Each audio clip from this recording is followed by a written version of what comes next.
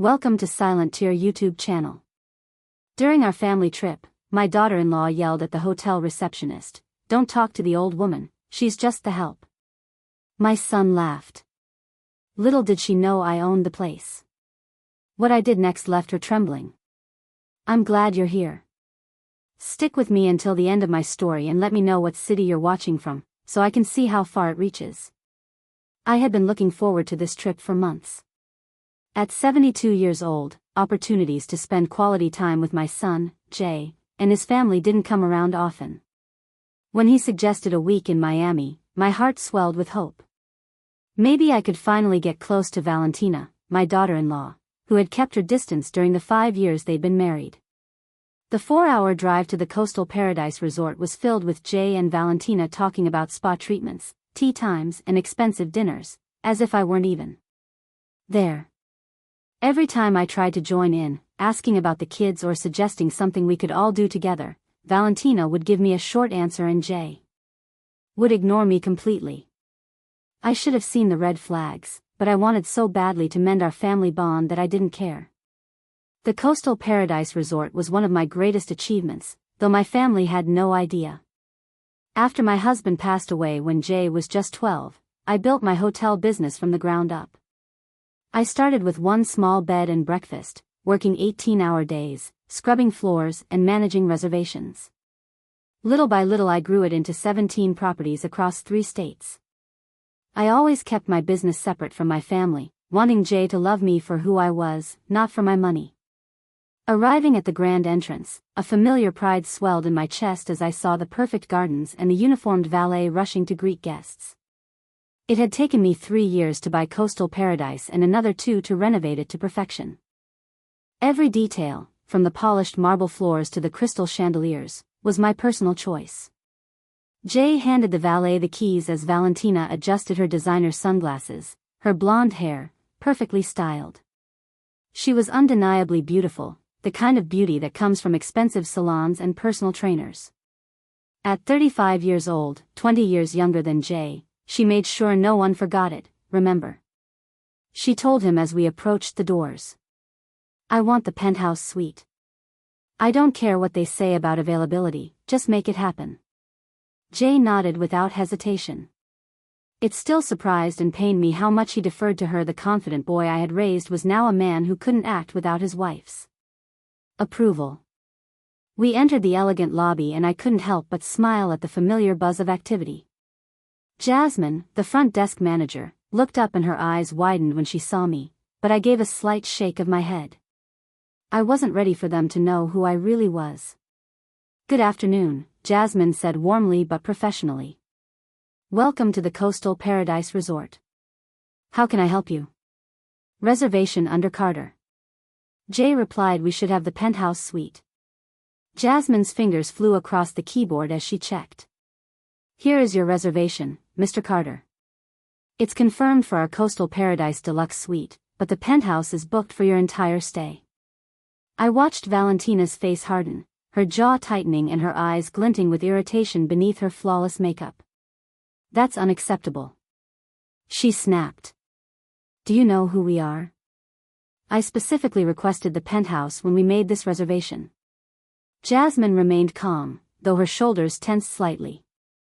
I apologize for any misunderstanding, Mrs. Carter. The deluxe suite is lovely and it has a private balcony. I don't want to hear about some second-rate room. Valentina interrupted, raising her voice enough to make other guests turn and stare. I want the penthouse and I want it now. I took a step forward, hoping to de-escalate the situation. Valentina, maybe we could. But before I could finish, she spun on me, her face contorted with fury. Don't you dare speak. She shouted, her voice echoing off the marble floors. Jasmine, or whatever your name is, just ignore whatever this old woman says. She's not important, she's just the help we brought with us. The conversations in the lobby stopped. My cheeks burned as the humiliation washed over me. But she wasn't done. Don't talk to the old woman, she shrieked, pointing at me as if I were a piece of garbage. She's just the servant, the nanny, don't waste your time on her. I stood there frozen, my mouth was dry and my heart pounded so hard I thought it might burst through my ribs. In my 72 years, no one had ever spoken to me with such venom, with such utter disrespect, and never in front of strangers. But what came next cut even deeper.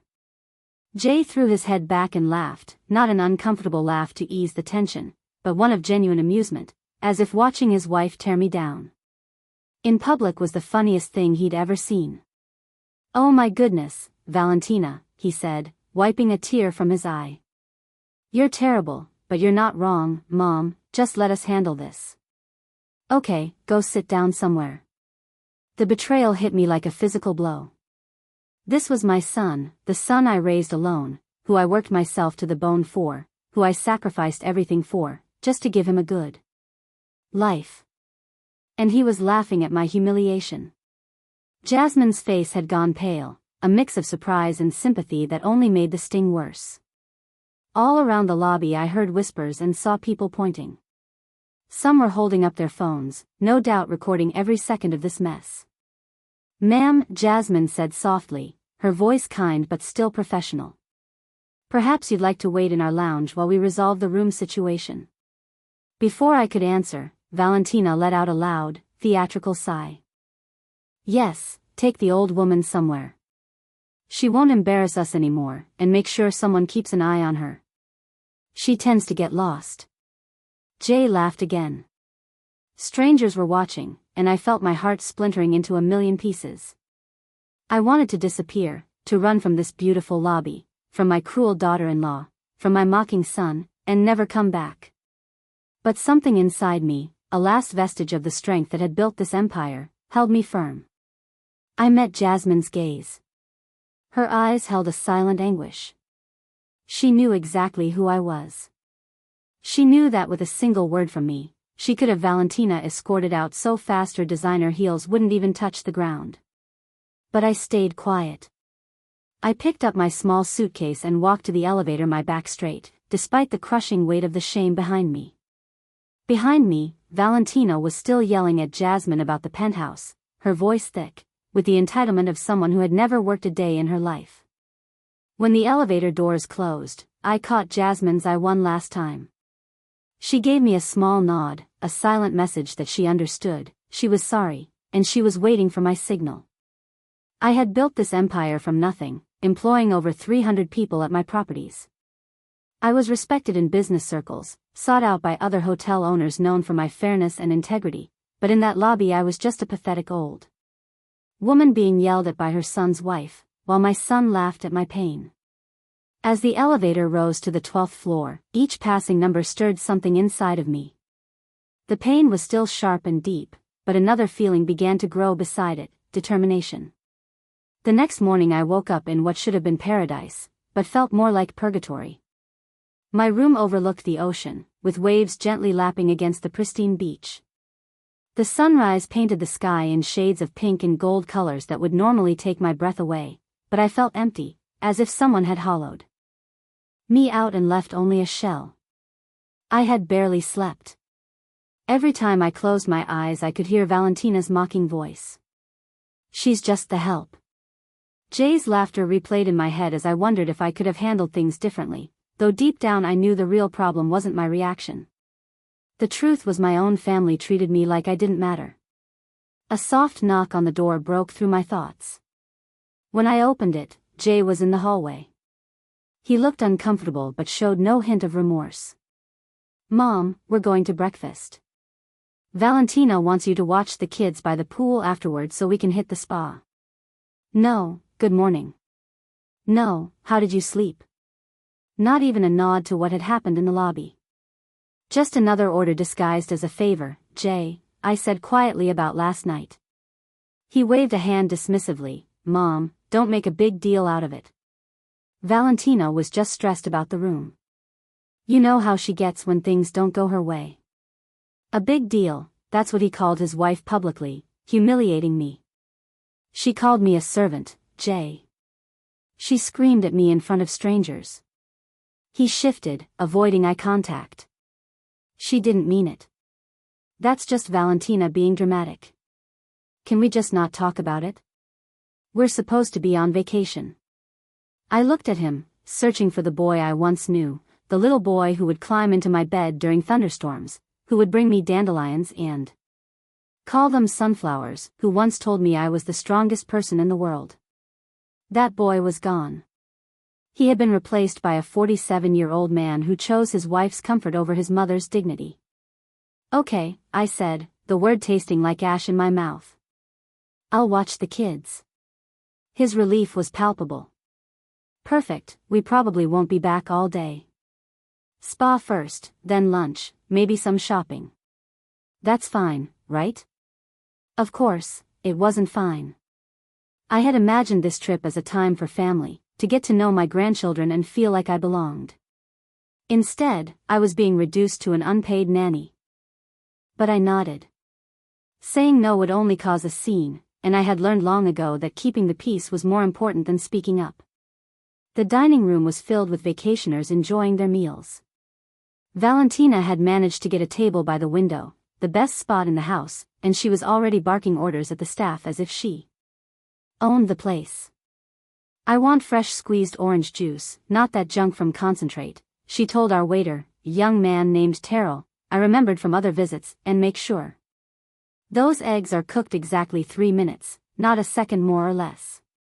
I could see Terrell trying to maintain his composure, but the tension in his eyes gave him away.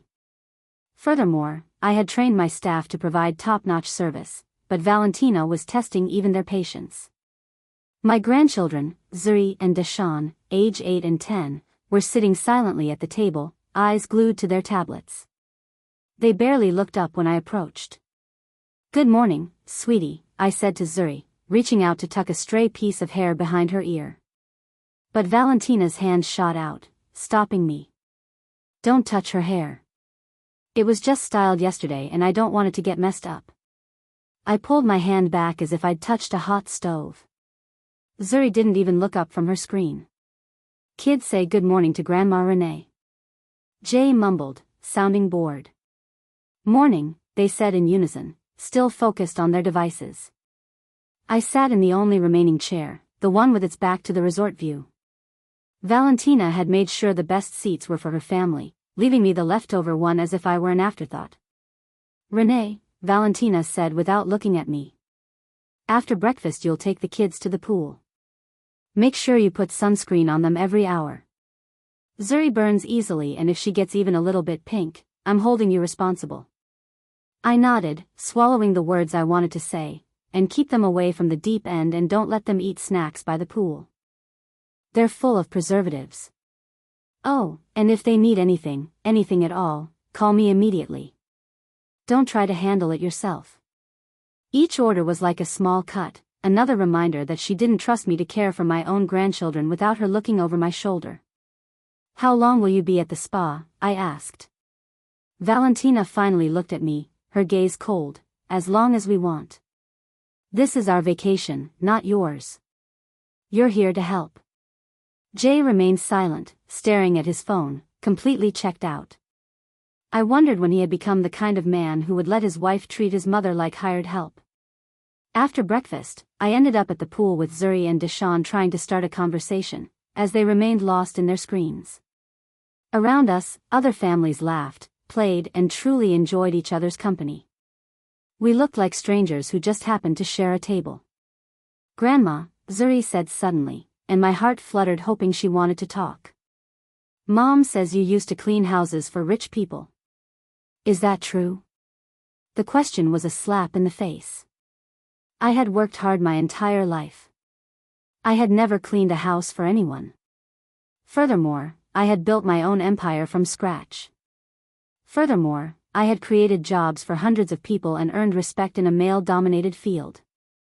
And still in Valentina's twisted version of my life, I was nothing more than a servant. No, sweetie, I said softly, I'm a business owner. I build hotels. Deshawn looked up from his tablet for the first time all morning. Mom says you make up stories about being important because you're ashamed of being poor. The cruelty of his words stole my breath. Valentina hadn't just humiliated me in public, she had also been poisoning my grandchildren against me, filling their heads with lies so they would see me as a Pathetic, delusional woman. Your grandma is not poor, and she doesn't make up stories, I said, keeping my voice firm. Zuri just shrugged. That's what Mom says. She says you live in a tiny apartment and pretend you're rich to make yourself feel better. In reality, I lived in a penthouse overlooking the bay that was worth more than most people's entire net worth, but my grandchildren thought I was a pathetic old woman living in squalor and lying about my life. For the next 6 hours I sat by that pool, watching children who barely looked at me while their parents enjoyed themselves at my expense. Other guests would chat with me now and then, and I would respond with short, polite answers, all while feeling more and more empty with each passing minute. When Jay and Valentina finally returned, they were radiant after spa treatments and an expensive lunch. Valentina's nails were freshly done, her hair perfect. She looked like someone who had spent the day being pampered, and she had at a spa I owned with services I was ultimately paying for. How were the kids? Jay asked without looking up from his phone. They were fine. I replied, because what else could I say? That they thought I was a liar and a servant, that their mother had deliberately destroyed any chance of a real connection between us. Good, Valentina said dismissively, you can watch them again tomorrow. We have golf in the morning and lunch with some friends we met at the spa. I watched my son nod along to her plans without asking if I cared, without thinking that maybe I wanted to spend my vacation doing something other than free child care. That night, sitting alone in my room overlooking the ocean, had worked so hard to make my own, I finally saw the truth. This wasn't a family vacation. It was a business trip where I had been cast in the role of the help, except, instead of being paid, I was footing the bill for the privilege of being treated like trash. But as I sat in the dark listening to the waves crash against the shore, something inside me started to shift. The pain was still there, deeper than ever. But now it was joined by something else, pure, sharp anger. Anger at being taken for granted, at the lies, at being treated like I was nothing. When I had built everything, as of tomorrow, I decided things were going to change. The third day of our vacation started just like the first two, with Valentina dictating my to-do list, while Jay sat by nodding along like a compliant assistant. This time they had a day trip planned to a nearby wine country, and I was to stay with the kids. Make sure they have lunch.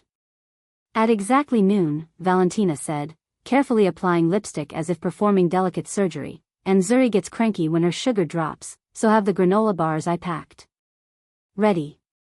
I wanted to remind her that I had already raised one child, that I knew how to take care of kids, but I'd learned that standing up for myself only led to longer lectures and more subtle put-downs. We'll probably be back around 6, Jay added without looking up from his phone. Maybe later if traffic's bad. As they got ready to leave, I overheard Valentina on the phone using that fake syrupy sweet tone she used when she thought she was being clever.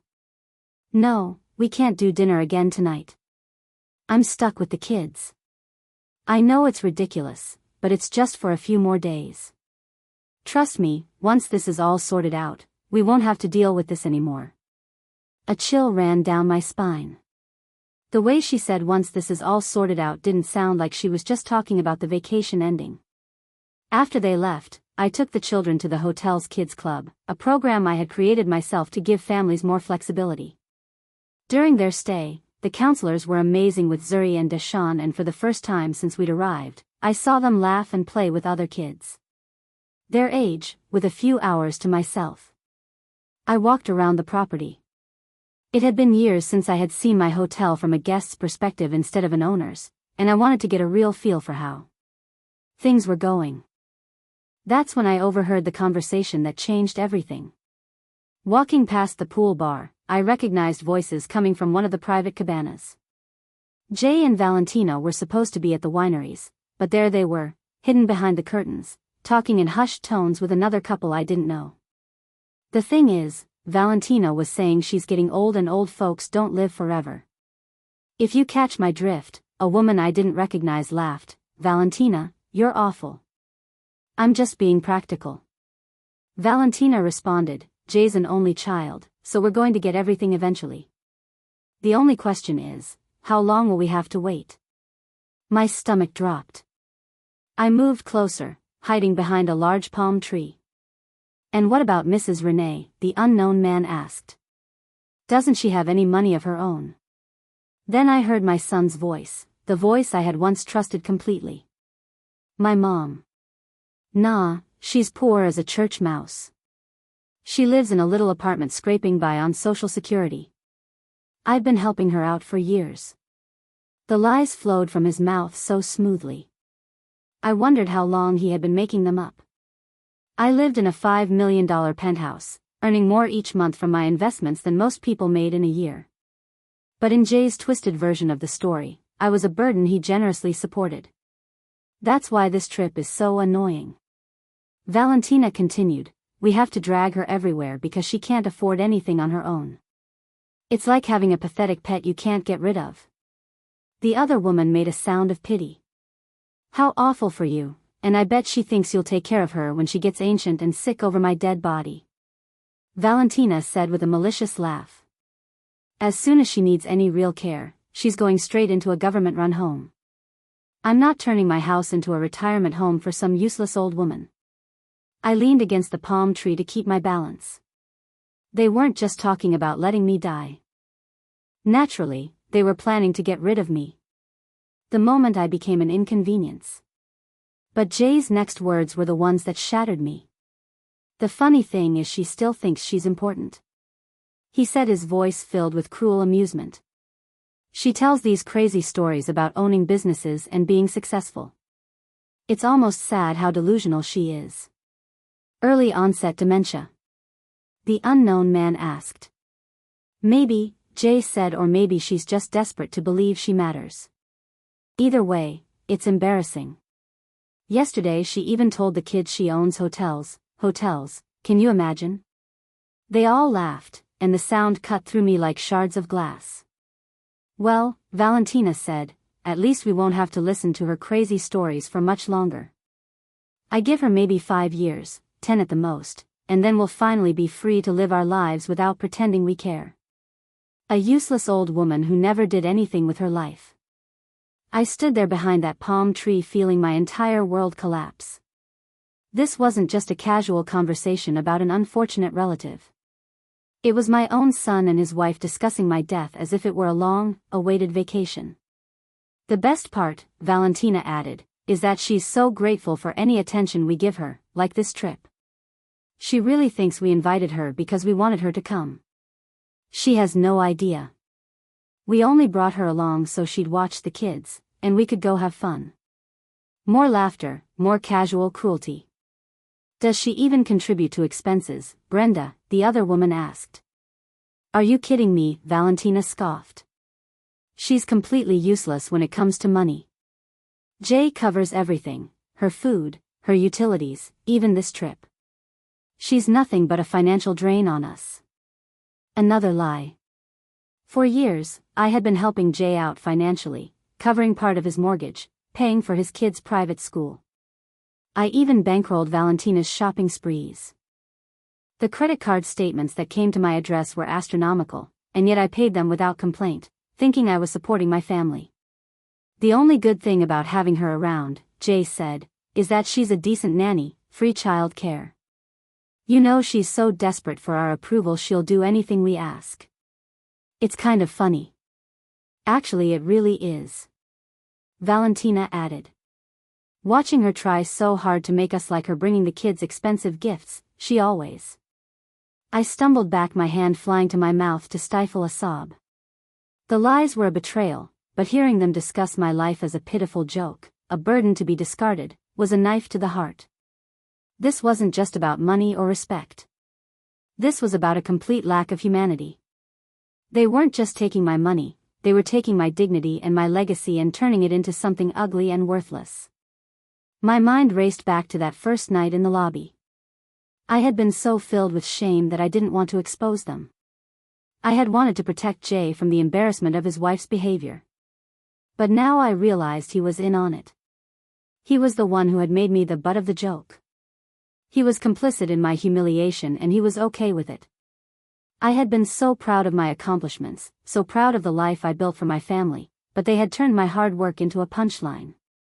I was nothing more than an ATM, a free babysitter, a pathetic old woman they couldn't wait to get rid of.